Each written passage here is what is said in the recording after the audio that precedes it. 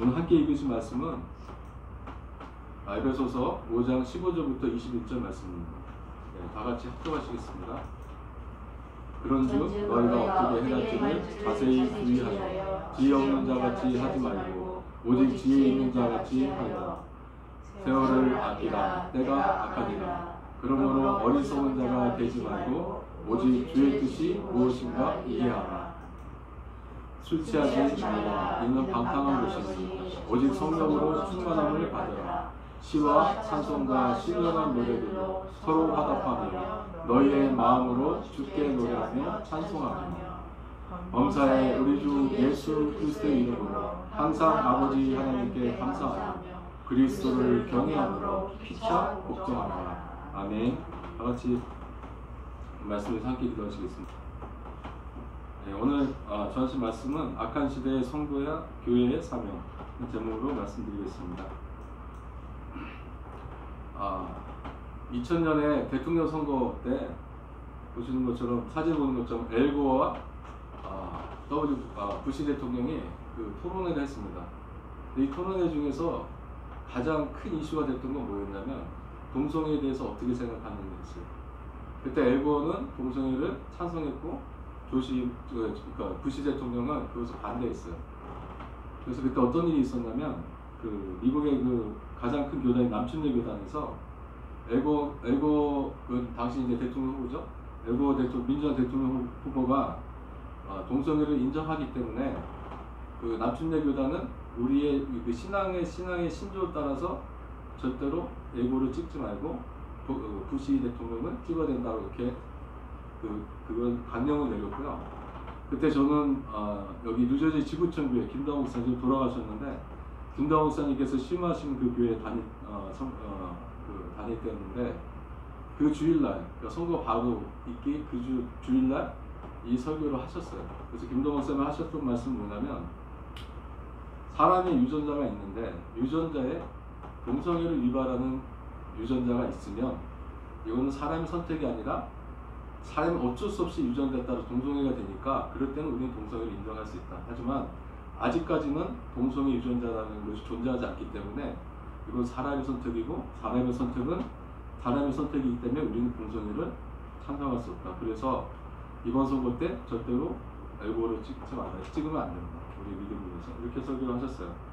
근데 저는 그 설교를 들을 때 벌써 24년 전이잖아요. 제가 그때 대학을 졸업하고 이제 진로나 이런 문제를 갖고 있을 때인데 그때는 지금보다 상당히 그 인본적이고 어떤 세상적인 생각이 있었기 때문에 그때 생각은 뭐였냐면 종교와 정치는 분리되어야 되는 거예요.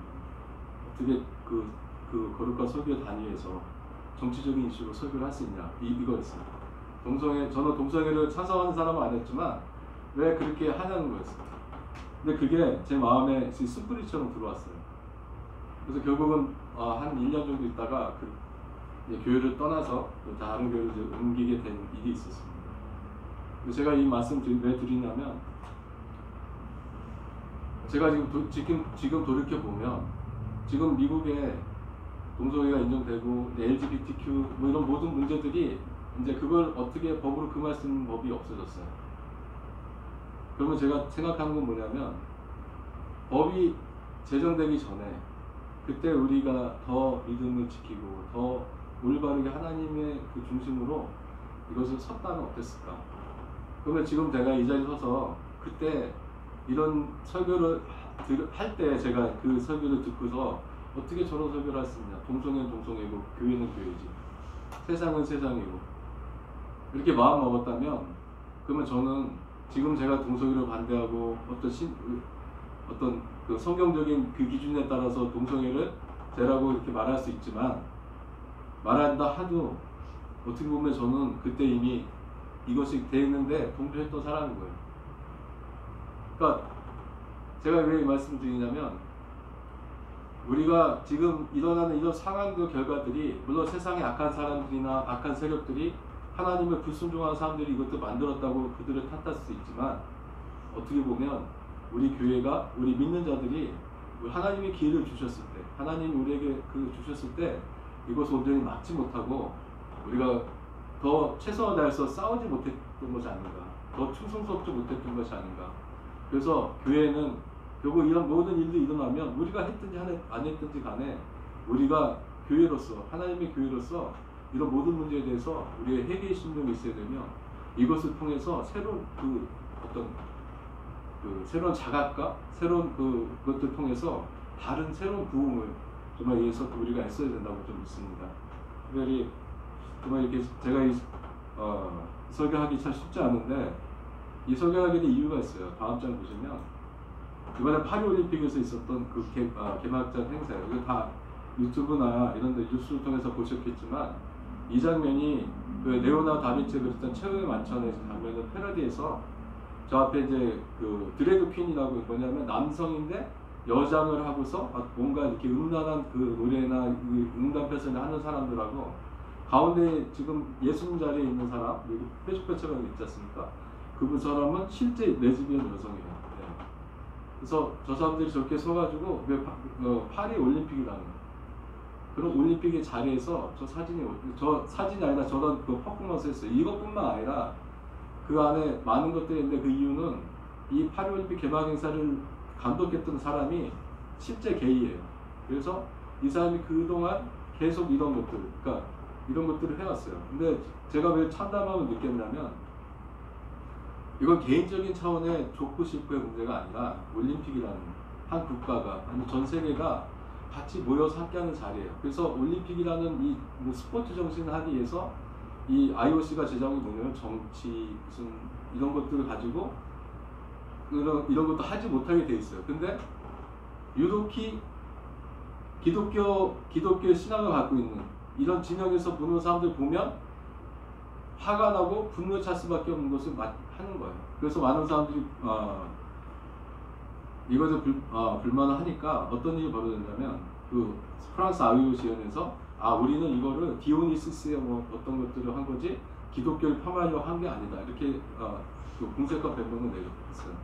하지만 중요한 것은 뭐냐면, 올림픽이라는 게 몇 년의 기간 동안 계획을 하고 서로 심사를 하고 모든 과정들을 보면서 오는데, 이렇게 이것들이 나올 수 있었던 것은 결국 이 지금에 있는 LGBTQ라든지 어떤 하나님에 대한 반성교적인 이런 것들을 분명히 드러낸 거예요.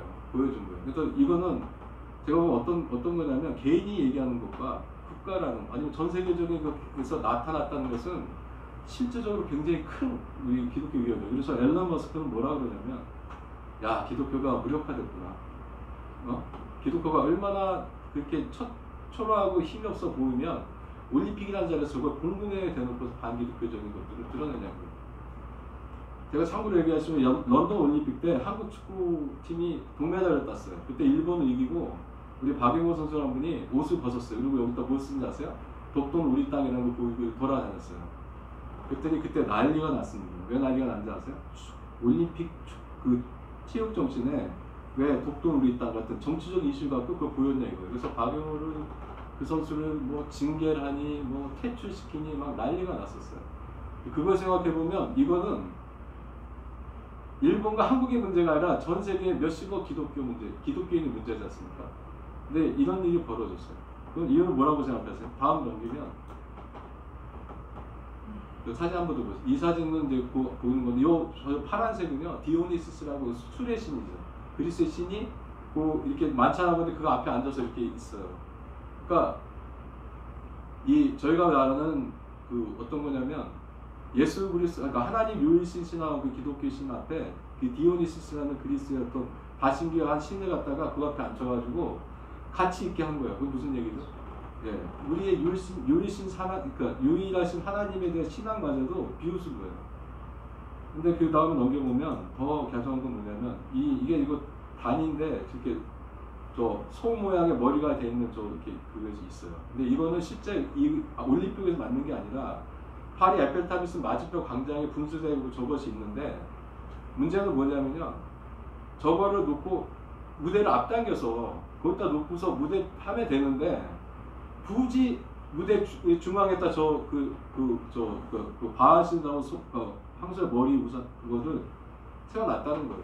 그래서 자기들은 아니라고 하겠지만, 우리가 믿는 것은 뭐냐면 이 바하신이라는 거. 그 다음에 옆에 있는 사진 보시면요, 올림픽 길을 덮었는데 어떤 거냐면 그 총학생 말을 탄 그 사람이에요. 그 요한계시록 보면은 저 사람의 이름이 사망과 음부의 저주의 이름을 가진 사람이니까 그래서 3분의 1 주는데 아이러니하게도 저 올림픽 개막식 끝난 다음에 지금 이스라엘과 이 중동 지역에 좀 놀라운 일들이 좀 거의 전쟁이 촉발해서 어떻게 될지 모르는 상황이 되지 않았습니까?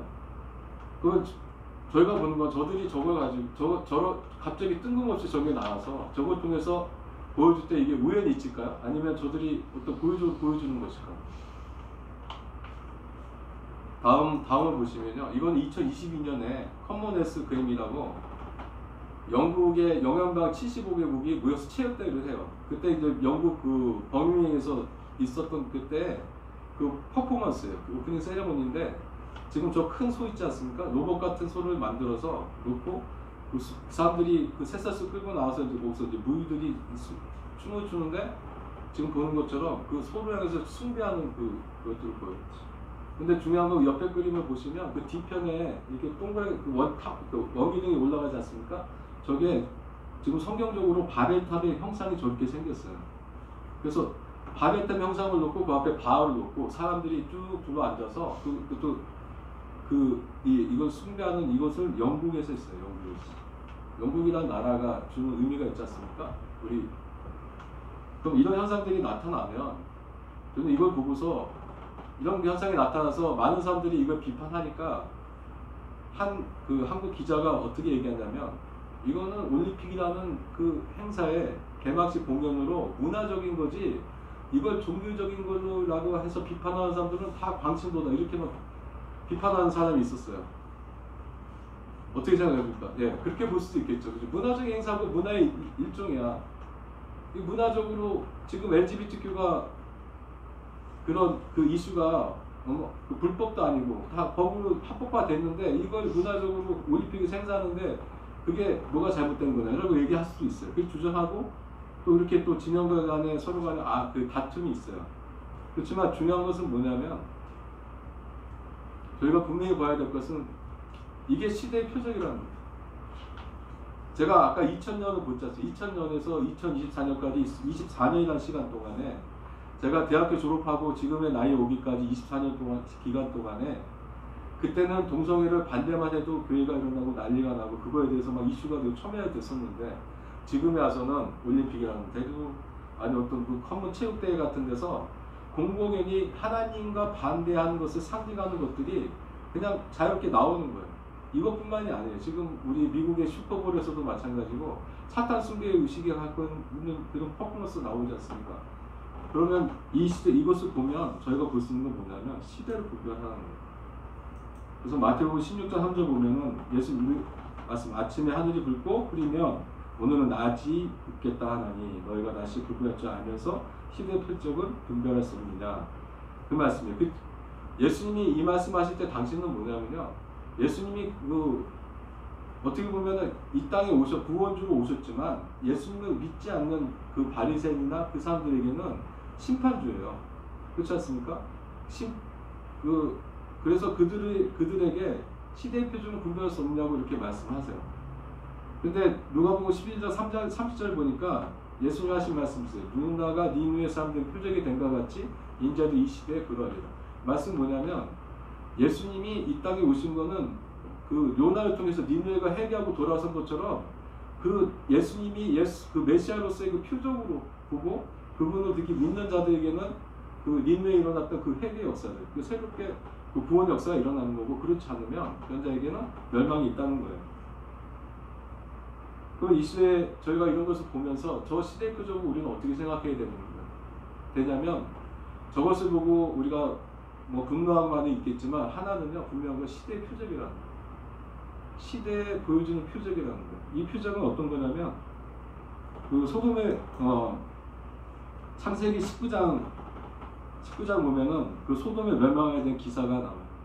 그래서 4절에 보니까 이제 천사가 소돔성에 들어와서 소돔성의 성군이 있던 롯이 그 천사를 만나서 집으로 모셔가서 이제 대접을 하고 있는데 그들이 눕기 전에 그 소돔 사람들이 모여왔어요. 롯으로 막론하고 모여서 그 집을 에워쌌습니다. 에워싸고서 한 말이 있어요. 내가 저들과 그러니까 이 소돔이라는 그 단어 속에 소돔이라는 단어가 뭐냐면 그때 동성애가 워낙 그 땅에 넘쳐서 소돔이가 동성애를 그러니까 소돔 사람이 동성애를 표현하는 말이 소돔이라는 말이 생길 정도였어요. 그러니까 그들 둘러싸고 하나님의 오신 천사 사자들은 자기들의 어떤 성적 관계, 음란의 관계를 보고 공격한 거예요. 그러니까 그 롯이 이 사람들을 막으려고 여러 가지 하는데 롯이 했던 것이 뭐냐면 내 결혼하지 않은 처녀 두 딸을 줄 테니 이 딸로 너희의 그 욕구를 채우고 이분들 건들지 마라 이거였어요. 그 당시 롯이 저희가 이 상황을 잘 조금 보시면요, 저희가 교회라는 것이 이 땅 가운데 있는데 지금 저희 상황 가운데는 이 정도 되면 이제 어디 가서 지금 제가 이렇게 설교하는 것도 어떻게 보면 저한테 이용할 수 있는 설교가 될 수 있어요. 그런 누구한테 이협당할 수 있고 어떻게 함부로 할 수 있는 때예요. 이때 가운데 있는데 롯이 했던 거 뭐냐면, 야 우리에게 하나님의 전능하신 천사들 그들이 사자들이 와 계셔. 너희들 이렇게 하면 너희들 멸망이 있으니까 너희 이것을 멈추고 물러가라라고 얘기한 게 아니라, 야 내가 내 딸을 두루 줄 테니까 그걸로 만족하고 제가 이거 넘어가자 이렇게 얘기한 거예요. 지금 이게 우리 교회의 모습 아닐까요? 이 시대 가운데 지금 우리의 모습이 아닐까요? 제가 살아가면서 뭐 동성애 뭐 이렇게 말씀하실지 모르지만 실제 우리는 그렇다는 거예요. 근데 그러면서 이들이 한 말이 있어요. 그들이 이르되 너는 물러나라. 또 이르되 이자가 들어와서 거류하면서 우리의 법관이 되려 하는도다. 이제 우리가 그들보다 너를 더 헤아리라 하고 롯을 미치며 가까이서 그물을 부수려고 하는지라. 이 장면은 뭐냐면요, 미국이라는 나라를 봐도 그렇고 한국이라는 나라도 봐도 그렇고요, 많은 그 유럽의 나라들이 복음으로 그 복음의 개혁주의 신앙을 따라서 그 나라가 개봉되고 문명이 발달했어요. 그걸 통해서 전 세계 가운데 복음이 전파됐고 전 세계를 통치하는 전 세계를 이끌어가는 리더들로서, 예? 그들이 어떤 육적인 것뿐만 아니라 영적인 리더십으로서의 그 기능을 다 했었어요. 근데 지금 와서, 야 이제 교회 네가 뭔데 우리한테 법관 앞에서 나가서 완장질 하는 거냐고. 그거죠. 롯은 외부 사람인데 아시지만은 소돔이 다 주변의 나라한테 그 소돔에 쭉 잡혀갔을 때니까 아브라함이 구해낸 거예요. 그래서 롯이 그 나라에서 성문에 앉아있다고 이렇게 그 19장 1절로 나오는데 그 얘기 뭐냐면, 성문에 앉아있는 사람은요 거기를 통치하는 법관이나 사람들이에요. 그래서 그 앉아있다라는 단어 히브리어 원어를 보면은 앉아서 통치하다, 법을 집행하다 이런 뜻이 있어요. 그러니까 롯이 그 소돔이라는 땅에 가서 자기가 어떤 법관으로서 하나님의 뜻에 따라서 이들을 가르치려고 했는데 결국 이들한테 에어싸임을 당한 거예요. 이 장면을 보고서 계시록 20장에 보면요, 천년 20장에 보면 이 말씀, 천년이 참에 사탄이 그 옥에서 놓여 나와서 땅에 사방 백성 곧 곡과 마곡을 미혹하고 모아 싸움을 붙이리니 그 수가 바다의 모래와 같으니라. 그 다음에 다음 절 보면요, 그들이 지면에 널리 퍼져 성도들의 짐과 사랑하신 성을 두르매 하늘에서 불이 내려와 그들을 태워버리고 또 그들을 미혹하는 마귀가 불과 유황 못에 던져지니 거기는 그 짐승과 거짓 선지자도 있어 세세토록 반납 괴로움을 받으리라. 이 말씀이에요. 이 말씀은 너무 잘 아시지만은 요한계시록 20장에 나오는 천년왕국과 천년왕국이 천년 향후에 그 무적에는 그 갇혀있던 그 사탄과 그러니까 사탄이 풀려서 이 땅에 나서 이 땅을 다시 한번 미혹하는 때, 그래서 이들이 성도들 있는 저희가 보는 교회겠죠.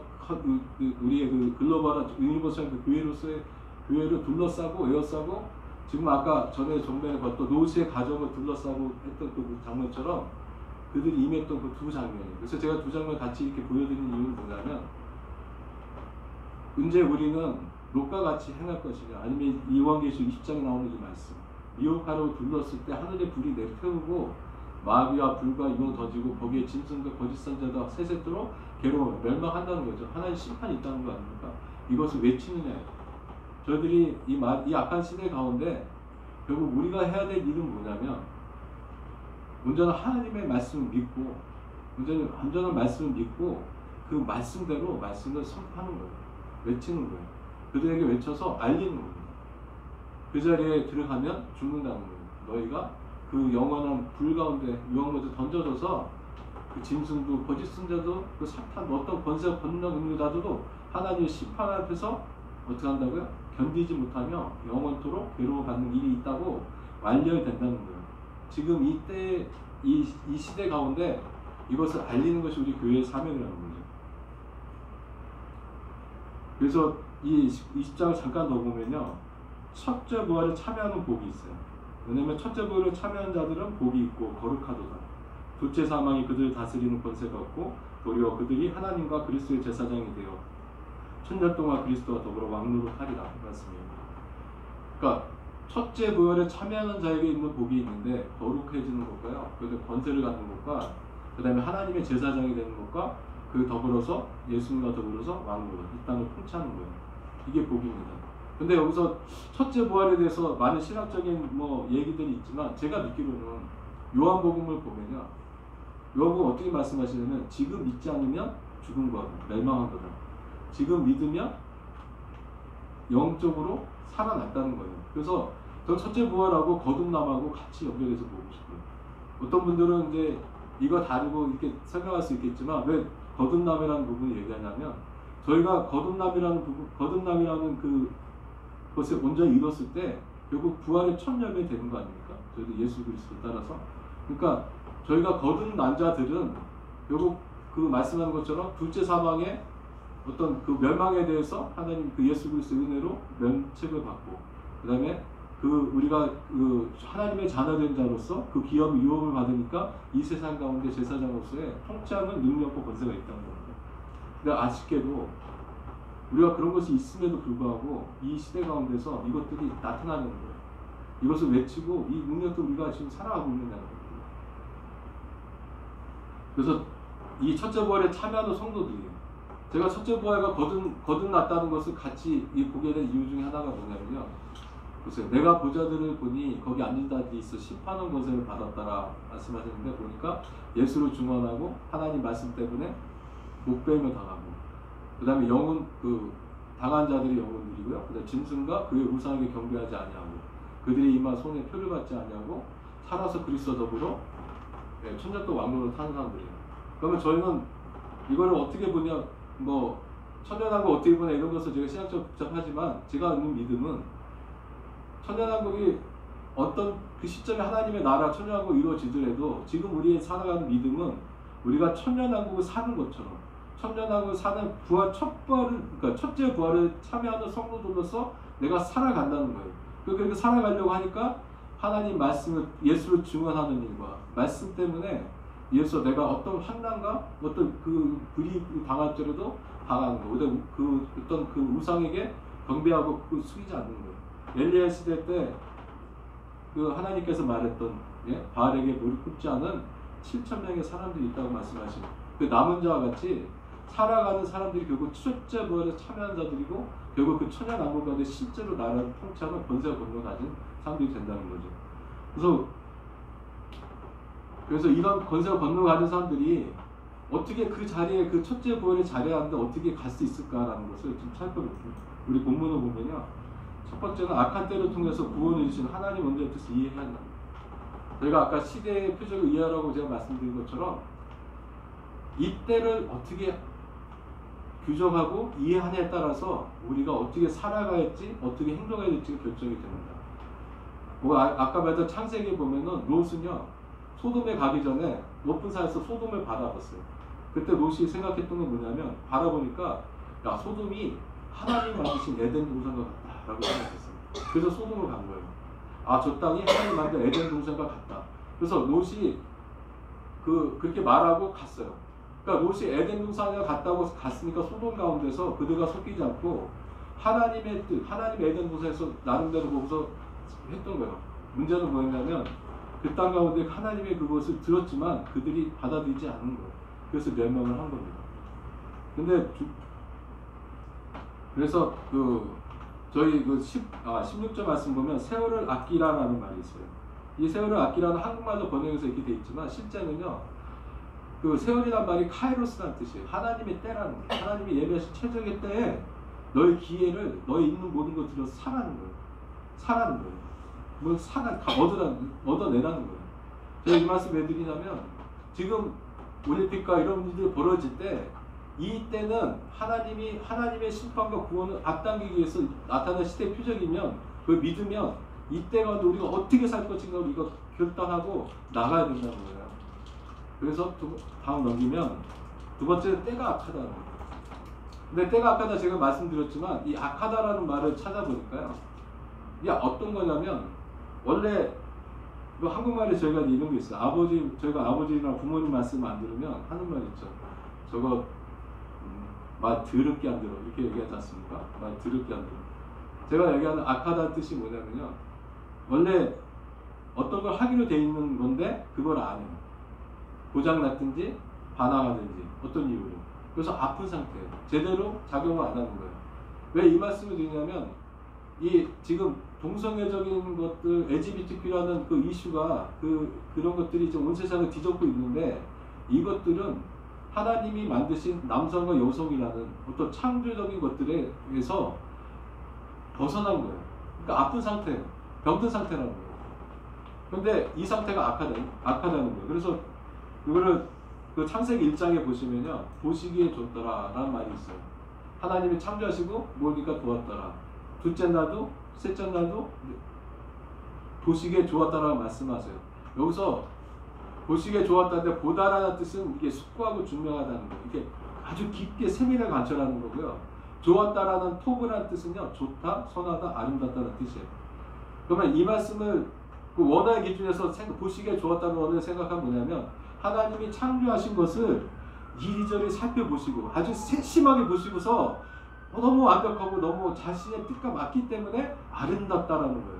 결국 우리가 악하다는 말하고 이 맛의 기준을 하면은 악하다는 말은요 하나님의 기쁨에서 벗어난 거예요.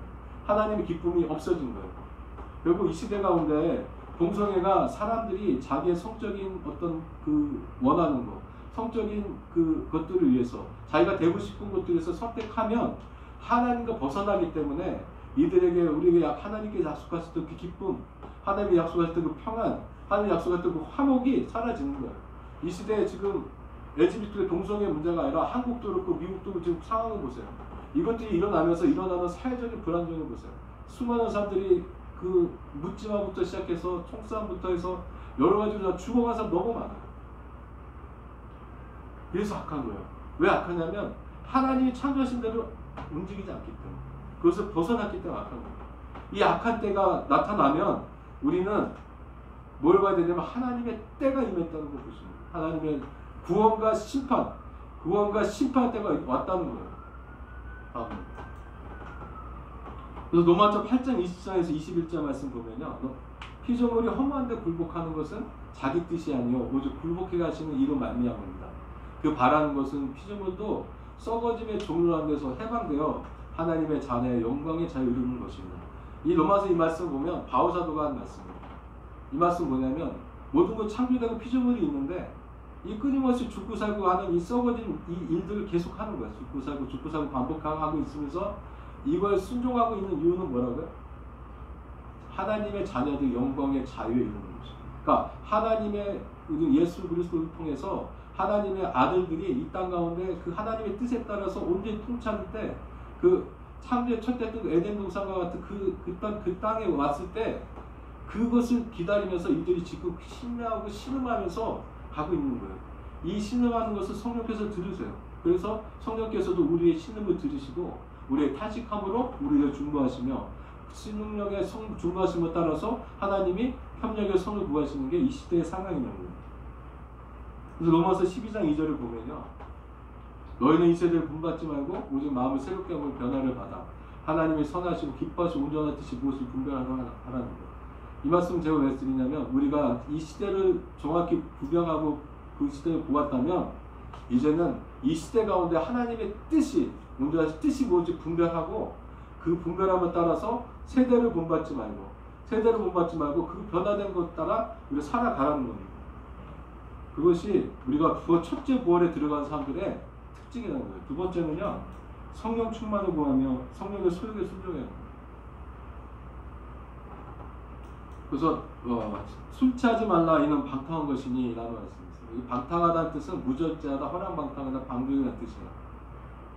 그러니까 술 취하지 말라 방탕한 것이니 이렇게 말할 때 이게 원래는 이 말씀을 듣고 어떤 분은 술 취하지 말라고 했으니까 술을 적당히 마셔도 괜찮아 이렇게 말씀하시는 분도 있어요. 근데 이런 술을 먹는 어떤 행위를 보는 것이 아니라 이 방탕한 것에 문제가 있다는 거예요. 우리가 어떤 것을 했을 때 방탕, 방종, 우리 마음대로 하고 싶은 대로 하는 것들 있지 않습니까? 사사기처럼 자기 마음에 오른 대로 하는 것들, 이런 것들을 하지 말라는 거예요. 술이라는 어떤 것들을 그 당시에 왜 바울사도 술을 얘기하는지 모르지만 이 술을 취함으로 인해서 일어나는 음란이라든지 술 취함으로 인한 그 어떤 문제들이 있기 때문에 이 술을 대표로 했지만 실제는 이 방탕해지는 게 문제인 거예요. 그러니까 우리가 어떤 것들을 절제하고, 그러니까 어떤 거냐면 저희가 바울사도 이렇게 얘기해요. 너희가 육체의 자유를 얻었다는 거죠. 예수 그리스도 통해서 육체의 자유를 얻었어요. 자유를 얻었지만 육체의 기회로 삼지 말고 어떻게 도리어 하나님의 뜻이 이루는 길에 너희 몸을 쳐서 복종하라는 거예요. 그 말씀처럼 우리의 삶 가운데 우리가 이 방탕한 것을 막을 수 있는 것은 뭐냐면 결국 성령이에요. 그래서 갈라디아서 5장 16절 17절 말씀 보면 성령을 따라 행하라 그리하면 육체의 욕심을 이루지 아니하리라. 여기서 육체의 욕심, 탐심은요, 그 히브리어 원어를 보면 어떻게 되어 있냐면 탐심이라는 것은 내 욕심인데 어떤 거냐, 그 음란과 연결되어 있어요. 음란하기 위해서 욕심을 부리는 거예요. 그러니까 내가 하나님을 믿는데 음란한 건 뭐죠? 하나님보다 돈을 더 사랑하거나 하나님보다 힘을 더 사랑하거나 하나님보다 어떤 기쁨을 더 사랑하거나 어떤 쾌락을 사랑하거나 이런 것들을 하는데, 그래서 그것을 사랑하기 위해서, 음란하기 위해서 욕심을 낸다는 거예요. 탐심을 부린다는 거예요. 이 탐욕은 결국 어디로 가냐면 우상 숭배로 가는 겁니다. 지금 이 21세기 AI가 있고 이렇게 문명이 발달하고 이런 시대 가운데 아직도 그 황소의 그 우리 바알의 우상의 그 모습이 된 것들을 만들어 놓고 예술이라는 이름으로 거기서 고개 숙이고 경배하는 그 세대를 보면 그 모양은 다르지만 어떻게 의미는 다르게 어떻게 할지 모르지만 우리가 달라진 건 없다는 거죠. 달라진 건 없다는 거죠. 뭐예요? 음란에 향한 그 탐심으로 우상 숭배하고 있다는 거예요. 소가 있든지 없든지가 문제가 아니라 우리가 있는 LGBTQ라는 것들, 성적인 자기의 어떤 추구를 해서 쾌락을 해서 이제는 동물도 사람도 여자도 남자도 뭐 기계도 이제는 심지어는 지금 어린 아이들도 다 자기 대상으로 해서 할 수 있다고 지금 믿는 사람들이에요. 이 시대가 왔어요. 이 시대 가운데 사람들이 이것을 이길 수 있는 것은 뭐가 있겠습니까? 이것이 성령이에요. 육체의 소유고 성령을 거스르고 성령은 육체를 거스르다니 이들이 서로 대적함으로 너희가 원하는 걸 하지 못하게 하랍니다. 이 말씀처럼 성령이 우리 안에 충만하여서 성령의 소욕에 우리가 순종할 때 우리의 육체 소욕이 이긴다는 거예요. 육체 욕심 이루지 않는다는 거예요. 그래서 다음 장을 넘기시면요, 21절 23절 말씀 보면 육체의 욕심을 이루는 사람들은 투기와 술취함과 방탕함과 또 그와 같은 것들이다. 전에는 너희에게 경계한 것 같이 경계하더니, 그러니까 경계했는데 또 경계한다는 거예요. 그러니까 이건 경계하고 경계하라는 거예요. 이런 일을 하는 자들은 뭐라고요? 하나님의 나라를 유업으로 받지 못할 것이요. 우리가 말씀드린 것처럼 아까 요한계시록 20장에 나온 말씀처럼 말씀과 동일하게 이런 것들 하는 자들은 하나님 유업을 받지 못한다는 거예요. 받지 못하기 때문에 경계해서 이 심판을 멸하는 거예요. 그러면서 바울사가 얘기했던 건 뭐냐? 오직 성령의 열매는 사랑과 희락과 화평과 오래 참음과 자비와 양선과 충성과 온유와 절제니 이것을 금지할 법이 없느니라. 중요한 것은 성령께서 움직일 때 성령의 이 소욕을 따라가는 것을 금지할 수 있는 세상에 법이 없다는 거예요. 어떤 권세도 없다는 거예요. 만약 이 말씀 뭐냐면 성령이 그 따라 움직이는 것이 절대적인 우리의 그 행위의 법이 된다는 거예요. 우리의 생애의 법이 되는 거며, 이 성령의 법을 따르지 않으면 결국 성령을 해방하는 일입니다. 성령을 해방하는 것이 된다는 거예요. 근데 성령의 법을 따라갈 수 있는 게 하신 그 열매가 우리 말씀하신 그 9가지 열매입니다. 사랑, 희락, 화평, 오래 참음, 자비, 양선, 충성, 온유, 절제입니다. 이거보다 더 있겠죠. 하지만 이것들을 통해서 이것이 나타날 때 우리가 성령 충만함으로 성령의 그 소욕에 쫓아서 순종하고 있다는 걸 보여줄 증거라는 거예요. 이런 증거할 때 우리가 하나님의 택하신 그 법 가운데 살아가며 하나님의 법 가운데 살아가는 어떤 하나님의 그 택하신 받은 첫째 부를 이룬 사람들의 증거라는 거예요. 세 번째는 신령한 예배 연합과 그리스도의 몸된 교회 연합을 이루어야 돼요. 19절, 20절, 21절 세 절은 제가 함께 볼게요. 19절은 시와 찬송과 신령한 노래들로 서로 화답하며 너희 마음으로 주께 노래하며 찬송하며. 여기서 앞구절 두 개의 대꾸가 있어요. 하나는 시와 찬송과 신령한 노래들로 서로 화답하며. 이 서로라는 것은요, 하나님을 위해 찬송할 때 이 우리 그 지체들 간에 서로의 화답이라는 거예요. 서로가 주고받는 거예요. 그래서 우리 시편을 보면요, 대꾸라고 그래서 앞절이 한 구절하고 이렇게 서로 대꾸를 불러가면서 서로 화답하는 노래를 불렀어요. 이 화답함 부르면서 서로가 하나님에 대한 찬송과 경배를 같이 올려드렸던 거예요. 같은 마음으로. 그러면서 너희 마음으로는 그리고 서로 화답할 때 어떤 거예요? 주께 노래하며 주께 찬송. 우리의 마음 중심 가운데 하나님에 대한 노래와 찬송이 있어야 된다는 거예요. 이것이 우리가 말씀하신 하나님이 기뻐하신 예배예요. 예배 지체들이 서로 신령한 시와 찬송과 노래와 기도와 어떤 우리의 그 삶의 어떤 행위들을 통해서 서로 화답함을 통해서 그 하나님의 그리스도의 장서 분성한 그 분량의 충만에 이르고 그 충만 가운데 있을 때 이것이 이 신령한 예배를 통해서 우리가 나아가는 것은 뭐냐면 결국 우리를 위해서 죽으시고 향기로운 제물 대신 예수 그리스도와 그를 보내신 하나님 아버지에게 감사라는 거죠. 그것이 온전히 예배의 회복이에요. 그러면 21절 보니까 그리스도를 경외함으로 피자 같은 그리스도를 경외한다는 뭐냐면 우리가 그리스도를 경외하는데 결국 교회의 머리 대신 예수 그리스도를 경외함으로 우리 서로가 서로와 서로에게 복종하여서 한 몸을 이루는 겁니다. 교회 연합이에요. 서로. 그래서 시편 130편 보면 성자가 서로 동거함이 어찌 그리 아름다운고 그렇게 나오셨습니까? 그래서 동거함이 어찌 그리 아름다운고, 이 아름다운거라는 말씀이 하나님 보시기에 좋았다는 말씀과 동일한 단어였어요. 동일한 단어였어요. 그래서 제가 말씀드린 뭐냐면 우리가 신령한 예배와 주님을 향한 그 감사와 경배 속에서 예배 가운데 하나의 몸 예수 그리스도 몸을 이룰 때 하나님의 기쁨이 임하시는 거예요. 하나님의 기쁨이 임하시는데 기쁨이 임하시는 겁니다. 그래서 우리가 이런 신령한 예배로 로마서 12장 1장에서는요, 너희 몸을 하나님이 기뻐하시는 거룩한 산자물로 드리라. 이것이 드린 영적 예배라는 거예요. 내가 지금 영적 예배 드리는데 바울이 전제에 둔 게 있어요.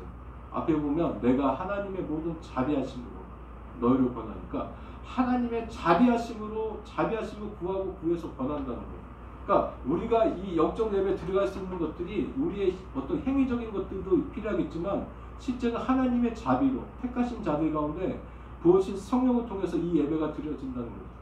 우리가 이렇게 영적 예배 드릴 때 로마 12장 3절에서 5절 보니까요, 교회의 어떤 모습들이 나타나요. 뭐냐면 각자마다요 자기의 분량대로 지혜롭게 생각하면서 나에게 주신 은혜대로 생각 붙잡고 오직 하나님께 주신 그 지혜 자기가 갖고 있는 분량대로 그 지혜롭게 하나님을 섬기면서 하나는 뭐냐? 한 몸에 많은 지체를 가져서 모든 지체가 기능을 가진 것이 아니니 이와 같이 많은 사람이 그리스도 안에서 한 몸인데 서로 지체가 있는 거예요. 그러니까 각자가 가진 분량이 있어서 그 분량이 크고 많기는 어쩔 수 있을지 모르지만 그것도 완벽하지는 않아요.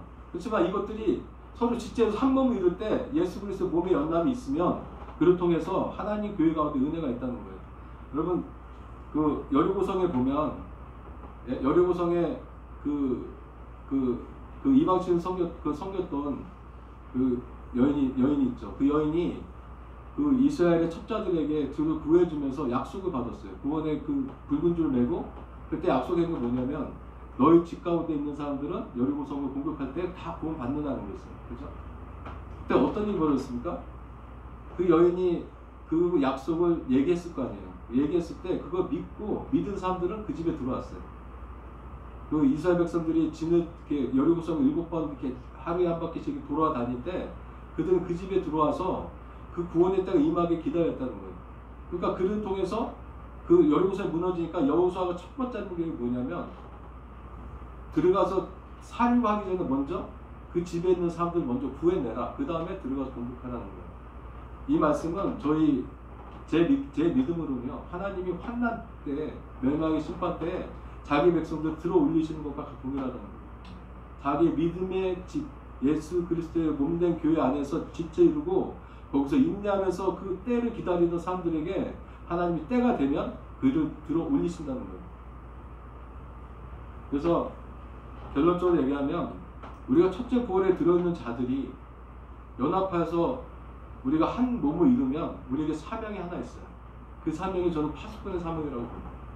아까 말씀드린 것처럼 녹과 그 말씀드린 것처럼 우리는 계시록 20장에 천년왕국 천년이 찬 후에 그들이 가서 만민을 그 미혹했을 때 그 미혹에 넘어가서 교회를 에워싸고 하나님의 백성들을 에워싸서 죽이려는 사람들 가운데 하나님의 심판을 외쳐야 되는 거예요. 왜 외쳐야 되는지 아십니까? 하나님은 모든 사람 구원하시기 원하세요. 그래서 우리가 그것을 외쳤을 때 그것을 들은 자는 듣고 믿는 자는 구원을 받는 거고 그것을 듣지 않고 믿지 않는 자는 구원을 받잖아요. 그래서 이 얘기를 보면 에스겔서 33장 6절 7절 말씀을 보면요, 하나님이 에스겔에게 이렇게 얘기해요. 그러나 칼이 임함을 파수꾼이 보고도 나팔을 불지 아니하여 백성에게 경고하지 아니하므로 그 중에 한 사람이 그 많은 칼에 제거당하니 그는 자기 죄악으로 말미암아 제거되려니와 그 죄는 내가 파수꾼의 손에서 쳤으리라. 인자야, 내가 너를 이스라엘 족속의 파수꾼을 삼음이 이와 같으니라. 그런즉 너는 내 입의 말을 듣고 나를 대신하여 그들에게 경고할지어다. 이게 하나님께서 예루살렘이 다 피폐하고 멸망하고 그 바벨론에 끌려갈 당시에 에스겔에게 주셨던 말씀은 외치라는 거예요. 외쳐서 경고하라는 거예요. 그래서 하나님이 경고를 듣는 자가 믿지 않는 거는 그게 죽음 당하지만 외쳤는데도 외치지 않아서 듣지 못해 죽는 자가 있으면 그 죄는 누구한테 온다고요? 파수꾼의 생명이 온다는 거예요. 저희가 첫째 부활에 들어간 거듭난 자로서 하나님 몸된 교회를 이룬 자라면, 그런 자들이라면 우리가 마땅히 지켜야 될 사명이 있어요. 여기서 파수꾼이라는 단어 사마르는요, 사마르는 단어는요 본래 의미가 뭐냐면 가시로 울타리 치다. 그러니까 가시로 이렇게 울타리 쳐가지고 지키고 보호하는 거예요. 지키고 보호하는 거. 근데 이 말씀이 어디에 나오냐면 첫 번째 나오는 게 창세기 2장 15절 말씀이에요. 여호와 하나님이 그 사람을 이끌어 에덴 동산에 두어 그것을 경작하며 지키게 하시고 할 때 이 지키게 단어와 파수꾼의 단어 같은 단어입니다. 그 얘기 뭐냐면 아담을 생명이 되게 해서 에덴 동산 불러오셔서 에덴 동산을 지키게 하는 사명을 주신 게 누구예요? 하나님이다. 그러면 그 파수꾼이라는 거는 결국 그 첫째 아담이 있다면 둘째 아담으로서 예수 그리스도께서 이 땅에 오셔서 그 일을 하신 거예요. 아까 말씀하신 것처럼 그 요나와 같이 그 시대에 가운데 그 표적을 보여주시고 그걸 통해서 그들에게 경고하신 거예요. 그러면 지금 이 시대 가운데 우리는 첫째 번에 든 자들은 이 사명을 감당해야 된다는 거예요.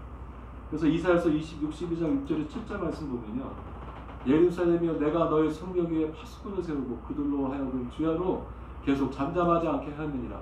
너희 여호와로 기억하게 하신 자들아, 너는 쉬지 말며 또 여호와께서 예루살렘을 세워 세상에서 찬송받게 하시기까지 그 쉬지 못하시게 하라. 이 말씀이 우리 약한 시대 가운데, 우리 이 교회 가운데 하나님 믿는 첫째 볼에 들어간 자들에게 주시는 하나님의 사명이에요. 어차피 한번 죽는 삶이고 더 이상 이 점점 세상은 하나님을 믿는 올바른 사람들, 거듭난 자라고 하나님을 사랑하는 사람이 정말 살아가기 힘든 세상이 되었어요. 정말 이 땅에 좀 보십시오. 교회에 보시고 목사님들 보시고, 네? 뭐 선교단체를 보시고 하나님 믿는다고 영화로운 은사를 받았던 사람들 보고, 네? 우리 한 사람 한 사람을 좀 보세요. 목사라는 사람이 어쩌면 세상에 어떤 사람들보다 못한 짓을 하며 살아가고 있지 않습니까?